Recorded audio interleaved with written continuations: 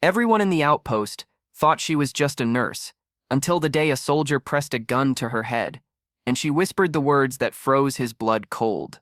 It started on a windless afternoon, the kind of day when the desert holds its breath.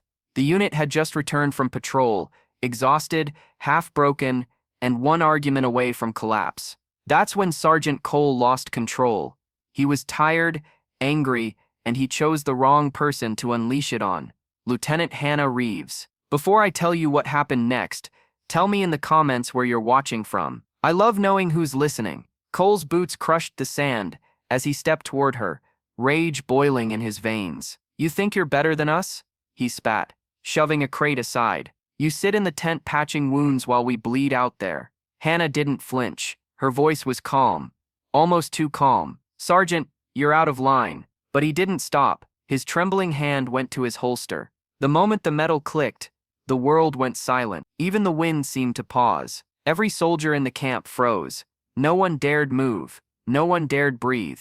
And then, he aimed the gun at her head. Hannah's pulse slowed instead of racing. Her eyes, steady, piercing, unreadable, locked onto his. She spoke softly, almost like a mother scolding a child. "Put that down, soldier, before you find out who I used to be." A few feet away, Corporal Diaz whispered, "She used to be Navy." But another voice cut through the tension. Not just Navy, she was SEAL Team 6. The realization spread through the unit like fire through dry grass. The man holding the gun, a trained soldier, suddenly looked like a boy who'd touched something sacred and deadly. Cole's hand trembled. "You're lying." She took one step forward, then another. Every step seemed to pull the air tighter.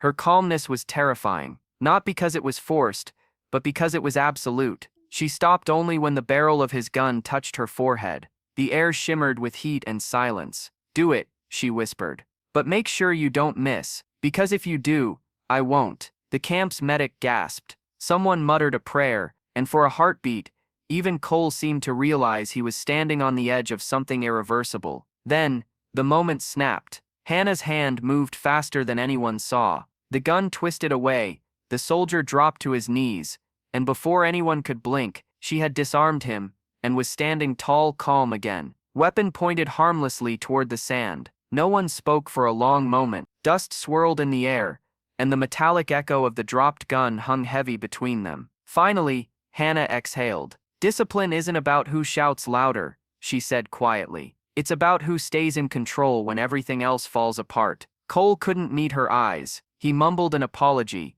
but she shook her head. "You're not my enemy, Sergeant. Your anger is. Learn to fight that, not your own people." That night, no one in the camp laughed. No one played cards or told jokes. They just sat quietly, thinking about the woman they'd underestimated. The one who'd faced down a loaded gun and answered it with calm strength. Weeks later, Cole requested to serve directly under her. When asked why, he simply said, "Because she showed me what real courage looks like. Because true strength doesn't roar, it whispers, and still commands the room. And sometimes, the most dangerous person in the room is the one who never raises their voice." If this story moved you, don't forget to like, comment, and subscribe for more untold stories of courage, justice, and the quiet power of those who refuse to break.